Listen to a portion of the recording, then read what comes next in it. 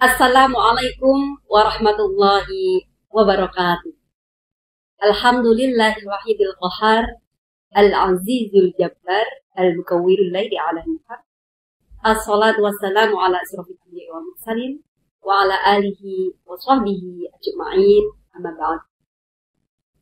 Sahabat ikram yang dirahmati Allah, tibalah bulan yang dirindukan seluruh umat Islam di dunia ini.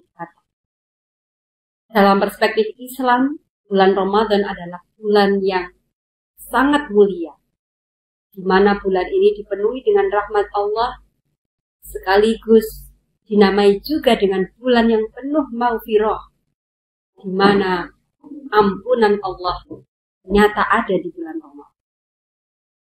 Di sisi lain, juga bulan Ramadan itu adalah bulan yang dipenuhi dengan kemuliaan-kemuliaan. Bahkan tidurnya orang puasa juga dinilai sebagai ibadah.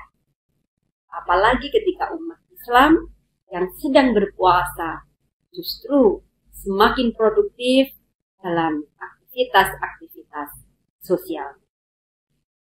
Hari ini kita akan sedikit mengurai tentang puasa dan kesalihan sosial.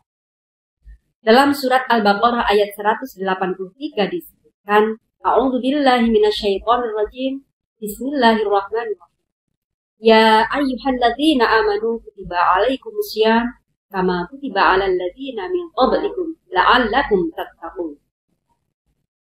Hai orang-orang yang beriman, diwajibkan atas kamu berpuasa, sebagaimana orang-orang sebelum kamu, agar kamu menjadi orang yang bertakwa. Puasa Ramadan bukan hanya sekedar menahan lapar dan dahaga, bukan hanya mempuasai fisik kita dari menahan haus dan lapar semata, tapi sesungguhnya puasa ini juga sedang mempuasai hawa nafsu kita, mempuasai tutur kata kita, mempuasai sikap kita, haliah kita sehari-hari, juga hal-hal dalam kehidupan sosial yang juga harus kita kendalikan sesuai dengan tujuan Islam sebagai Islam rahmatan lil alamin. Kualitas puasa tentu akan terpantul ke dalam sikap-sikap nyata dalam kehidupan sosial. Maka sejatinya semakin berkualitas puasa kita, maka tentu semakin berkualitas pula kita menginternalisasi kesalihan sosial, di mana kesalihan sosial itu adalah berkaitan dengan hablum minan nas.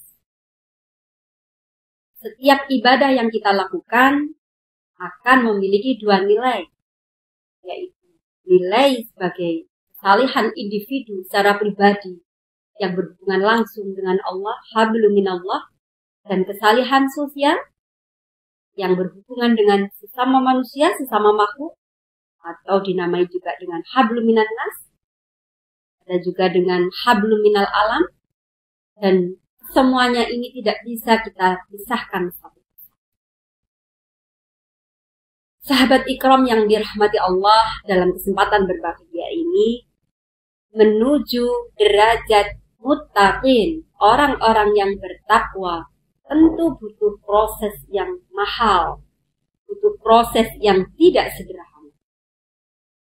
Karena kita tahu Allah berfirman, Inna akramakum indallahi atqakum, bahwa sesungguhnya yang paling mulia di sisi Allah adalah orang-orang yang bertakwa. Sehingga derajat ketakwaan ini tentu harus melalui fase-fase yang bisa disadari secara utuh. Bukan hanya secara tekstual, tapi dimaknai, dilakukan, dan diinternalisasi secara esensial, secara substansial dalam kehidupan kita saat ini. Sahabat ikram yang dirahmati Allah, marilah kita semua berlomba-lomba meningkatkan derajat ketakwaan kita dengan terus mengamalkan ibadah-ibadah individu dan ibadah-ibadah sosial secara seimbang. Bagaimana menguatkan kembali empati kita bahwa di luar sana masih banyak orang-orang yang tidak bisa makan dengan rutin, yang kelaparan karena ekonominya yang membelit. Dan seringkali kita lupa bahwa kita yang dicukupkan oleh Allah ini kemudian tidak bersyukur atau bahkan tidak peduli dengan orang-orang yang mendapatkan nasib jauh lebih buruk dari yang kita peroleh. Untuk itu dengan puasa sejatinya kita akan berusaha sebaik mungkin bagaimana membalancing, menyeimbangkan derajat kesalehan individu dengan derajat kesalehan sosial untuk kita lakukan bersama-sama sehingga fase tertinggi derajat ketakwaan di mana sebagai muttaqin orang yang bertakwa ini akan mendapatkan kemuliaan di sisi Allah Subhanahu wa taala. Selamat melaksanakan ibadah puasa dengan penuh berkualitas, dengan penuh penghayatan, dan tentu harus kita ingat sejatinya puasa itu adalah mengantarkan kita bukan hanya salih secara individu, tapi juga salih secara sosial.